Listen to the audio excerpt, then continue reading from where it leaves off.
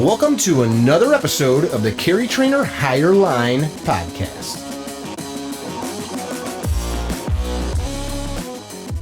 Listen up! Come on, let's go. Come on, let's go. Whoop! So we have everybody. Our man Jeff, one of our event sponsors, who is literally worked the last 6 hours on a smoker, is going to share with you for just a minute. This Jeff, then this Jeff. Jeff Smith, thank you. Hey guys, thanks for having us here. Thanks for eating the meat. Thanks for all the kind words you guys have said. And you know, if I can give you guys any advice, don't hesitate to thank the chefs. If you've not worked in a commercial kitchen and done multiple events, I've almost been taken out 6 times walking through that kitchen, and I'm bigger than all of them. So a little bit about our company. My name's Jeff Smith. Most of you have met me. Most of you have probably heard a bad joke. Sorry for that. My wife, Kara, is the brains behind the business. She's got a master's degree in cattle nutrition. Yes, that is a thing. I think we can all agree I outkick my coverage when it comes to finding a wife. We ship beef direct to consumers across the country once a week. We do work with people like Chef Kent, which is how we met Mickey, so we do form good relationships with good people. But the backbone of our business is shipping direct to people's homes. We have subscribers in Hawaii. So far, the only state we haven't shipped to is Alaska. So to all of you that are already customers, thank you. To all the future customers, you know, if you have any questions, let me know. I know Jeff's gonna get up and talk here in a minute. I do have some business cards at the carving station. So just let me know. I mean, happy to ship to you guys, and we do have a Carry Trainer discount as well. Ask Mickey about that. So thanks again, and Jeff. Thank you. Awesome. Amazing food, amazing beef. Chef, thank you once again. You've outdone yourself. It's amazing. I don't know how many people have... Hey, give me that microphone. You thought you were just going to take the mic and not get to introduce you? Oh, it's a good thing Jeff's weak. Very small hand. You know what's unfortunate about his huge hands is even though he has huge gloves, he doesn't have a huge... No, Jeff's... I wouldn't know Jeff if Jeff hadn't reached out to me and had he put some trust in me. He hired me years ago to help him do something, which I thought was super cool, because he comes from a special operations background. So he introduced me to dozens of people that have been a huge impact in my life that had he not reached out, called me, and invested some energy and time in me, I probably wouldn't be here right now. I probably wouldn't know Z. I wouldn't know a bunch of other dudes. So he runs a really cool range down in the Dallas area. We've done a class at. That's where I met Gaston and Brian and Tiff and her man Nick. They've been married forever, even though sometimes she says they're not married. Nobody else here was from that class, right? No. But I wanted to bring him out to share with you because he also runs a company that does security for the rich and famous, for people that are too cool for school. But all that stuff applies to us, and he's got some excellent stuff to pass on. So yeah, All right. Thank you. I appreciate it. Now I can talk. Thank you, buddy. A kind introduction. Thanks, guys. I'm happy to be here. This is if you haven't figured it out yet, this is a really amazing event. It's very, very rare that you can get around so many great people. I did not know all of the instructors or people helping out with this event before I got here. But after a few days, I can tell you there's some truly amazing people with incredible skill sets and a whole lot of incredible experience that goes well beyond anything that any single one of us or a couple of us could have brought to you. So thank you for being here. You chose to be here. You paid money to be here. Your time, it's worth it. Like, I wish that every single person out there that was, a good person could go through this type of stuff, because it will save a life. It'll save your life. It'll save a loved one's life, some other good person's life. So the skills you're learning here are amazing. I cannot thank you guys enough for being here. And the other instructors are just super impressive. So I'm very happy to be a part of it. I'm happy to get a few minutes of your time. I'm going to talk about home defense, kind of home, not really home security in the traditional way that people think about it, but more like, the physical side of it, home defense planning, that kind of a thing. And then I'm going to touch on some everyday carry, concealed handgun type stuff. My background was Army Special Forces, but I've been in the private sector for 10 years now, doing this kind of thing. So I've gotten real deep into this. I've taught hundreds and hundreds of classes in mostly firearms related stuff. But I really want this to be kind of a little bit of back and forth. Happy to take lots of questions and use personal examples to enhance the learning experience here. So, first of all, again, why are we here? Somebody tell me why you're here. To live, right? We got asked this question yesterday, a lot of other times, to live well, to save your life potentially, to save a loved one's life, or to save the life of that woman who's about to get thrown in the car and taken for human trafficking, whatever it is, right? But we're here to enhance your life, to save your life or other people's lives around you. Don't take that lightly. That is a responsibility. We have a right to own and bear firearms. We know that. But we have a responsibility to train so that we can use those firearms or other tools, even your mindset, that's the most powerful tool. We have a responsibility to train and to use those, not to harm others, but to save others. Your safety is your responsibility. Where should you feel the most safe? Where should your family feel the most safe?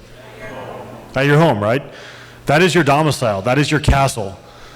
So let's start with the home and talk about a little bit about home safety and like home defense planning. We've heard that term, right? Home invasions happen, home break-ins happen, robberies happen. All too often, I talk to people and they tell me, "Oh, I live in a nice neighborhood. I live in a nice part of town, so I'm not worried about that." And it's complete BS, right? I mean, that just because you live in a nice part of town doesn't mean that you're immune to criminal activity, right? You're no longer just not vulnerable to some jackass kicking in your door one day or one night, or your wife, your kids aren't vulnerable from some creep on the street. So accept, and I think you all do accept, that bad things could happen to you. They could happen to your family, and you're not always going to be there for your spouse, your kids, while they're at home. So your home needs to be a safe place, and you, as the protector, you wouldn't be sitting here if you didn't consider yourself, the protector of your domicile or your family, or at least be a part of that. It's your responsibility to develop that plan. So take it seriously, and if you don't already have a firm plan in place, then get one in place and share that plan with your family. The plan that you make is going to be very dependent upon, obviously, your home and, most importantly, your family dynamic. I, as pathetic as it sounds, I live alone, right? I'm all by myself, just me and my dog, right? So my plan, I'm divorced with no kids. My plan is different from Z's plan, right? Who has kids. Some in the house, some out of the house. There's probably several of you that have kids, living at home. And if you don't have kids living at home, then maybe you're going to have kids living at home soon. Or, you're starting a family, or you have people visiting you. So, that's really children, children change the plan. How many people here have kids living at home? So half the class or more. You hopefully already take that very seriously in terms of having a firearm at home in the house. But how does that change your plan?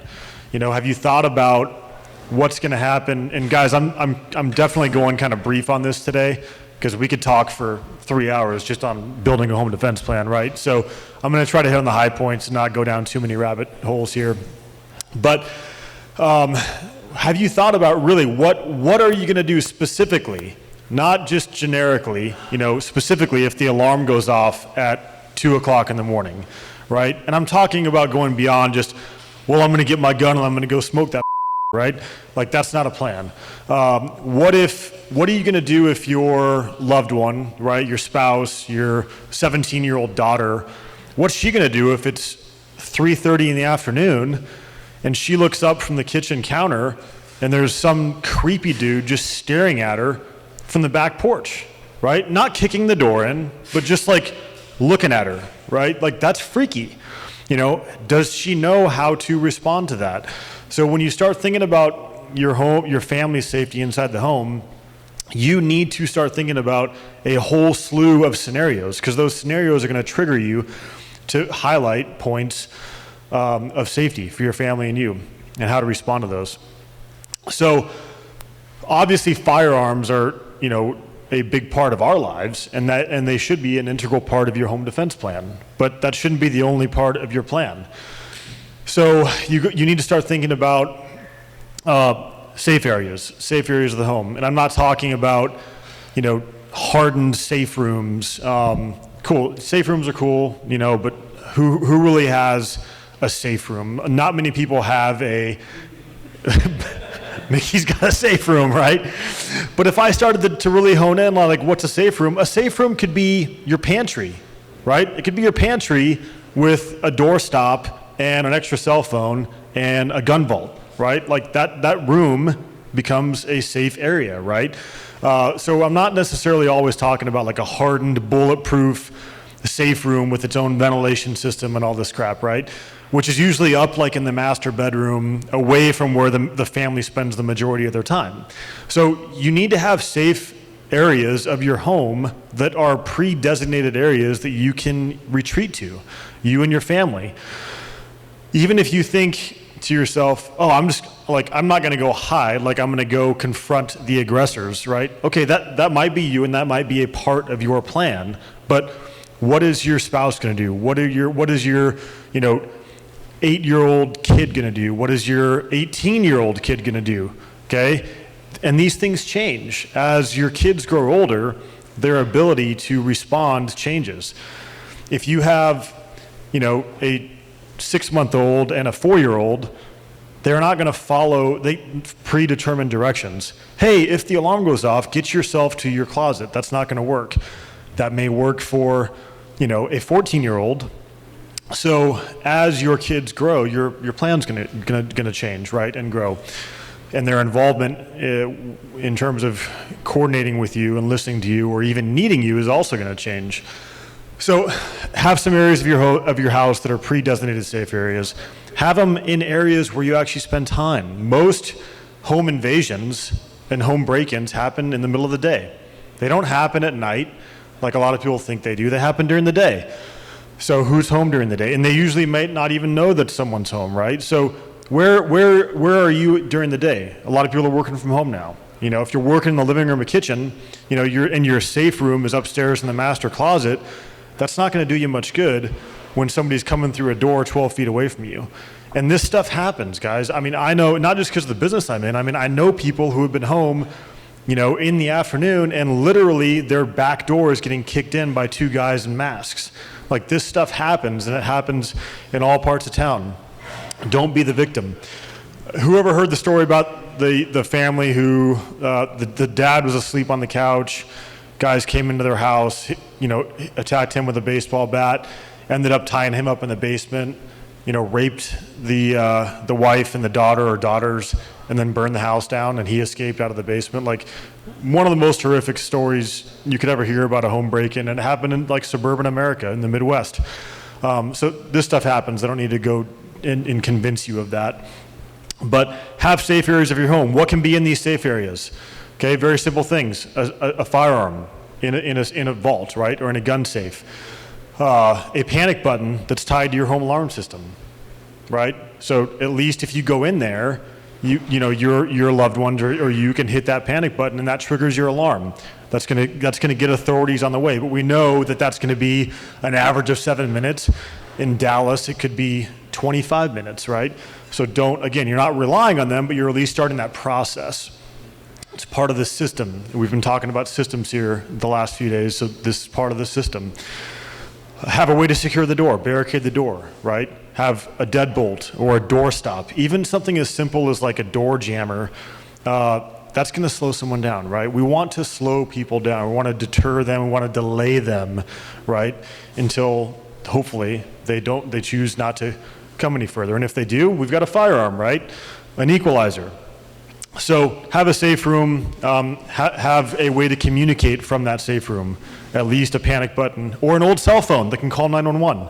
You keep an old cell phone in there that doesn't even need to be activated, but it's on a charger, okay? So it's got power. And as long as that cell phone can communicate to a cell tower, you can still call 911 from it. So just start thinking about these things. Have a med kit in there with a tourniquet, your usual, trauma stuff. So that's kind of safe rooms in a nutshell. Just start thinking about areas of your home that you can retreat to or your loved ones can retreat to.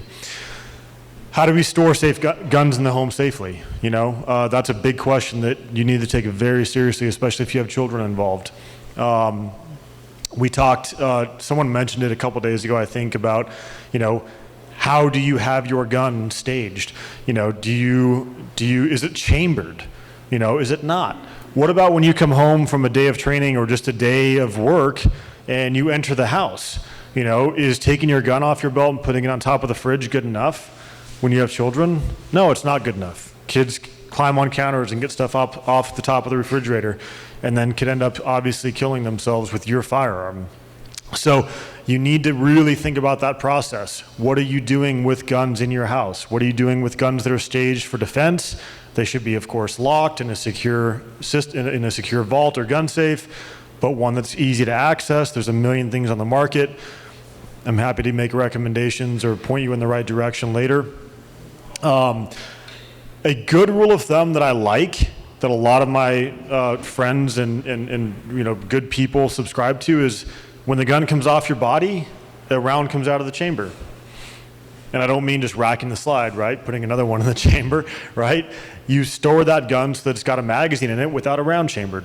That's at least something that's going to make you think, okay, this is going to at least slow me down. So if I wake up in the middle of the night and I have a gun on my nightstand, it's at least going to slow me down for half a second, and maybe it'll all remember to not shoot my mother-in-law. That's, as much as some of you may want to, that may be enough time for you to identify, okay, I'm not, I woke up in a groggy, phase, and I'm just going to grab my gun and shoot the silhouette that's in my doorway. But it also might keep a child from, grabbing that gun when you weren't expecting them to. But guns should not be laying around the house, of course, unless they are ready to use. And there's a whole responsibility list that needs to go with that when you have kids in the house. So keep guns and ammo away from kids. You guys know that. But take it very seriously. You do not want to be part of the statistic of someone, getting a gun that they shouldn't have had access to. Someone like me, if you're single, and you don't have kids, that doesn't mean I can just be careless and just have guns laying all over my house. What about when my 6-year-old niece comes over? I don't need to go through and clear out, 15 different loaded firearms that I had hidden all over my home. So, you need to have a process, have a system. Going beyond or a little bit more on the home defense stuff, it's not just about firearms. It's not just about safe rooms. It's about thinking through and rehearsing with your family what to do. And this could be if the smoke alarm goes off. Do your kids really know what the protocol is if the smoke alarm goes off? Is it different during the day? Is it different at night? Is it different if one of your parents are home or if they're both gone? So, or maybe the tornado siren's going off. Last year we had a tornado come through Dallas and it literally wiped houses from a major subdivisions in the city of Dallas, wiped them away, mile and a half from where I was. What if you and your wife are out to dinner? Do your kids know what they need to do in these types of scenarios? So this goes beyond just the old, home invasion type scenario. So start thinking about that. Prepare your house accordingly, right? Alarm systems. Camera systems are only good really after the fact, so don't rely on camera systems, but, door locks, obviously glass, people can get right through glass, so don't over rely on any physical, measure. But lighting around your house, shrubbery, bushes, do your bushes allow somebody to be sitting out in front of your home undetected? Little things like that go a long ways, guys. Outside of your home, what's the next thing that you're in all the time every day? Your vehicle. So what's your home, what's your security plan for your vehicle? Is your vehicle equipped appropriately with a firearm that's secure and locked up? Do you have a trauma kit in your vehicle to respond for yourself or to others that are witnessing a car accident or other accidents? Don't be one of those people that's like, I don't keep a gun in my car because I don't want it to be stolen. Like that shouldn't be the reason you don't keep a gun in your car. There are ways to secure a gun in your vehicle, you know? If you can only afford one firearm and that's the firearm you carry, then I get it. You may not have a gun, you know, in your car, but, you know, I keep a gun in my car, you know, and a holster and an extra mag and a flashlight, and it's locked up and secure. And that way, if me or someone I'm with needs a firearm, I have one I can provide to them. So you can go real deep into this stuff, or you can at least start scratching on the surface. My point with this is I want you to start thinking about it. These are just, I'm giving you bullet points and things that you should start considering if you haven't already. Now, we went from the home to the vehicle. Let's talk about everyday carry, right? Actually, let's back up on the home real quick. Let me ask a question. What's the best gun for home defense? Somebody scream out shotgun, please. A shotgun! No, I'm kidding. There's no one blanket answer, you guys. There's a lot of effective firearms that can be used by a lot of people inside the home. But the best home defense gun for you or for your family is one that you can use comfortably and effectively. You know, I'm not gonna hand, you know, a bird hunting shotgun to a person and expect them to use that effectively throughout the home. If one of your responsibilities in the home is moving through your home, then you need to think about, well, I need a gun that I can move through my home, not a 20-inch barreled shotgun. If someone in your home is only comfortable, you know, like my mother, she's not comfortable, you know, doesn't matter how much I want to train her, like her capability is pretty much get the gun out of the safe and either get behind the bed or get in the closet and, you know, wait for someone to come in there. So that's a different gun for her than it would be for someone who needs to move from their master bedroom down the hallway to get to their kids, right? So there's no one blanket answer, and I know none of you probably think that there was, but whatever gun you choose for home defense, it needs to make sense for you. And what are you doing with that gun? Do you have 3 kids on your own that you need to be able to grab and corral and still have a firearm accessible to you that you can use? So there isn't any one blanket answer. Just like, so there are lots of good guns, guys. Inside of a home, a 9mm is pretty darn effective. So that can be in pistol form, traditional handgun form. It can be in a pistol form with a brace, you know, or it could be a 300 blackout with a suppressor and a laser on it. Like, there's a lot of answers. So, you know, a lot of us here can go deeper on that and kind of help you figure out something that's best for you. Outside of the home, it's just like me asking you, what's the best gun for concealed carry? Okay, there's lots of different options, but think about what's best for you, okay? Because what's best for the guy at the Glock store that I stopped by on my way driving out here is not the best thing for me. You know, he's carrying a full size, you can go a Glock 17 with 2 or 3 extra mags, you know, and 2 lights, and that's just more than I'm going to carry every day. Like, I know that I'm not going to carry that every single day. The clothes that I need to wear for work sometimes prohibit me from carrying that kind of a loadout. And I'm making the conscious choice to not carry that much ammo or that much gun on me every single day. And I'm fine with that. So know what kind of person you are. Know what your day-to-day activities require in terms of potentially limiting you on what you can carry. There are some statistics that can guide us, but we don't want to rely on those statistics. It was just like Mickey was telling us yesterday or today about the reloads. Statistically speaking, we're not going to have to reload in a gunfight. You know, law enforcement, different story, but civilians, citizens, day to day, like, we're probably not going to have to do it. But does that mean we never train for it? No. Does that mean that we shouldn't carry an extra magazine? No. but statistics can help us. The odds of you needing more than 24 rounds are pretty low, but I at least want to know that those are my limitations if that's your limitations. So start giving some critical thought to what you carry, why you carry, where you carry it, and don't be afraid to change or modify your plan. I know some people, I think there's already been some minds changed in this class on what their everyday carry is, right? Right, Doc? So just because you have a gun that you've been carrying does not mean you're stuck with that gun, okay? I get there are financial limitations to some people, but don't feel stuck with a gun just because somebody gave you a gun, or said, hey, carry this. This is what you should carry. Question it. Why? Why is that the best gun for me? And make sure that they give you reasons that make sense to you, and do your own research and talk to some other people. Mickey might give you a different answer than I might give you,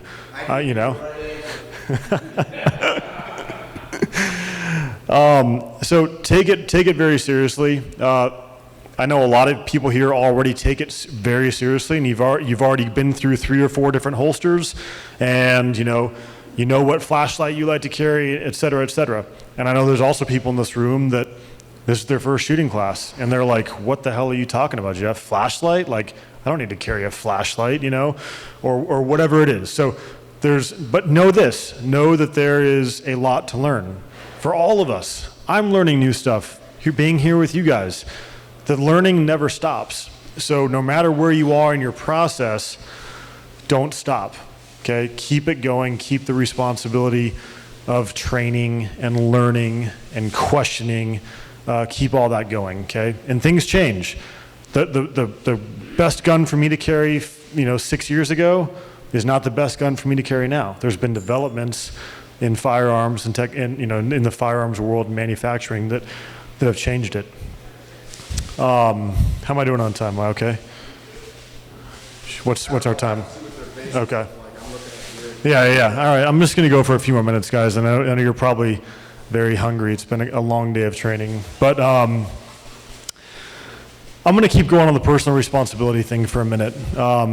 But before I go down on that, questions, comments on home defense?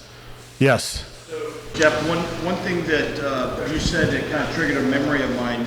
I only on Instagram or YouTube I've seen this, but Mickey, you might know him. Somebody else might.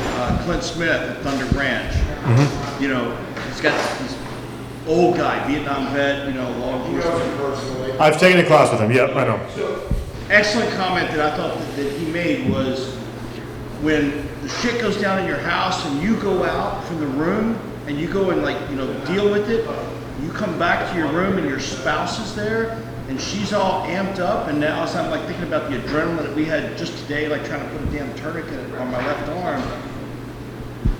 She needs to know that you're the one coming back in the room. And he said, you got to come up with whatever your code word is of, hey, honey, boo-boo, I'm coming back, Yep. Something like that. Yeah, great comment. Let's even back it up a notch. If it's 2 o'clock in the morning and you just hear a noise, what do you do, right? Because your answer might be different from your spouse's answer. If you have I'll just say, let's say you have a wife who's timid and not trained, do you expect her to go downstairs at 2 o'clock in the morning and investigate something that maybe it was the ice maker, right? Who knows? She's you probably are not going to ask her to do that. She's probably not going to want to do that. So her plan's completely different. Okay, if she feels like someone might be in the house, go in to the safe area, the master closet or bathroom, call 911, and let the professionals do their job. But you or most of us in this room are not going to call 911 because we think we heard something downstairs, right? So there's a big difference there. However, if you hear a giant thud or glass breaking followed by your alarm going off, then that's going to promote a different response from us, right? We're no longer in an investigative mode, per se, strictly. We are now in there's someone in my house trying to kill me or my family mode, and I'm going to respond accordingly. But so first of all, know that your wife or your spouse's response to the same thing may be very different from yours, and that's going to vary depending on your level of preparation and training. To your point, yes, you need to be very aware of other people in your house, especially other people in your house that have a firearm, because accidents happen all the time, and people's emotions get in the way, and accidents can happen. So yes, have a way to communicate, have safe words. Know that also law enforcement, there's decades, of law enforcement personnel in this room that can tell you, they're never gonna force you to come out right at this moment. If you're locked in a safe room and they're saying, hey, police, unlock the door, you can be on the phone with 911 saying, hey, is there police there? And they can communicate. And at some point, they may kick down the door. If they feel like you're in danger, then they'll come in, right? But don't ever just feel like you have to come out of your safe area just because they say so, right? So those are all things you need to think about. Home defense stuff. Any other comments, questions, stories? Yes. A comment. The same way that we, practice with a firearm and repetition. One of the things we do with our kids is we drill. And we have we'll play video games, so they'll be upstairs and then we'll call out the drill and run through it. Yeah, like a fire drill. Just like a fire drill, we have the fire drill. We have what happens if somebody's coming, into the house through this entrance or this entrance, the tornado. They knew exactly what to do, where to put the dogs and the cats, and they're 12 and 10, and yet they know everything down to the T what to do. As they should. And as they get to 15 or 16, that plan may change, right? Because instead of them relying on you, maybe now, hey, go to your own closet. Go to your closet, hide yourself, and wait for mom and dad to come get you, kind of a thing. But get the family together, right? That's when your kids are young. You need to move to your kids. But I strongly encourage people, unless you really have the right training and equipment and mindset, don't move. If you think someone's in your home and you don't have kids in the house, then just lock your door, get in a safe position, grab your gun, and call 911. Let the professionals do what they need to do. Your TV, your computer is not worth you dying for, okay? I don't think I'm gonna let somebody do that, but I don't have, I have the training. I've cleared a lot of rooms, and I've kicked in a lot of doors, and I've come face to face with bad guys, and I don't have kids, so I'm gonna go do that. But if I have kids at home, then I'm gonna corral my kids up and get them to safety, and then make a judgment call. But thank you. So point is, don't just have a plan, rehearse the plan, especially with your children. Any other home defense stuff?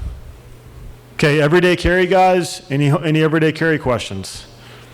Comments right now? We've got tonight and tomorrow to discuss things too. Okay, I'll end this on personal responsibility. Abraham Lincoln said that your happiness is your responsibility.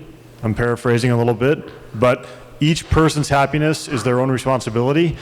And I feel like in today's culture, largely, not us in this room necessarily, but in general, people are lacking that personal responsibility, and it's a problem. So don't forget that. You are responsible for your own happiness. You are responsible for your own health, for your own safety. Okay, I am generalizing a little bit because you can't just be invincible driving down the road. Like, even if you're a responsible person and driver, someone else can still cause harm to you. But let that hit home that it's up to you. You are responsible for your own safety. You're responsible for your own health. You're responsible to get the training to save a life, and you wouldn't be here if you didn't feel that otherwise. So continue living with that mentality of taking responsibility for yourself and for your family, and encourage others to do so. This class and classes like it need to be filled up every time, and just keep spreading the word and do good things. I thank you all for being here and giving me some of your time. Appreciate you.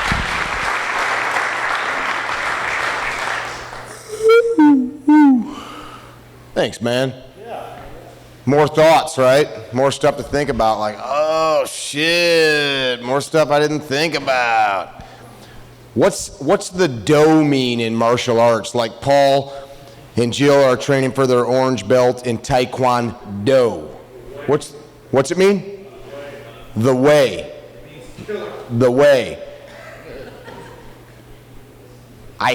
One of my current pet peeves is people quoting, what's the new Mandalorian? everybody on the internet, they're like, Dankful IPA, this is the way. Or Gary Eastrich's son's belt from EDC Belt Company, he's my friend, this is the way. Or Supervel Ammunition, this is the way. Boresight Solutions Blaster, this is the way. No, those are all things that support your way, and it goes for your whole life.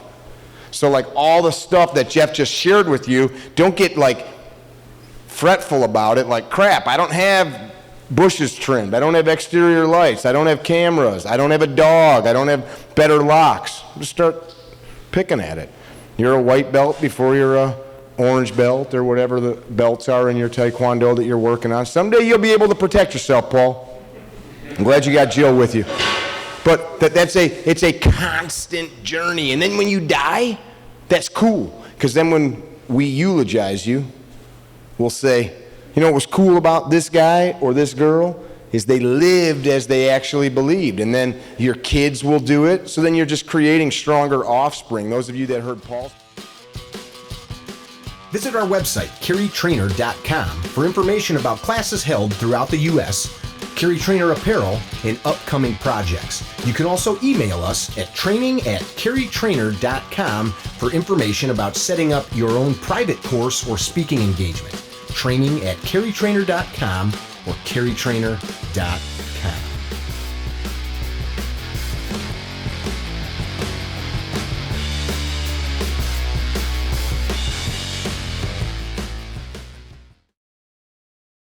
Good evening. Welcome to Saturday night at S12. Saturday night is usually a night for you to relax a little bit after a couple of hard days, and you're going to roll into Sunday with some. It's not going to be any easier, but it's going to be great tomorrow. So tonight it's a nice time to relax, socialize with everybody that's been here. This is not a buffet line. It's a bunch of stations, and we have in the back, we have a fresh bread station with some preserves and whipped butters. We have a all-natural whipped butter, and then we also have an herb butter back there. And then we have a blueberry preserve with wild organic blueberries, and also a raspberry preserve back there with organic raspberries. On your charcuterie station, charcuterie is just a fancy name for meat and cheese station.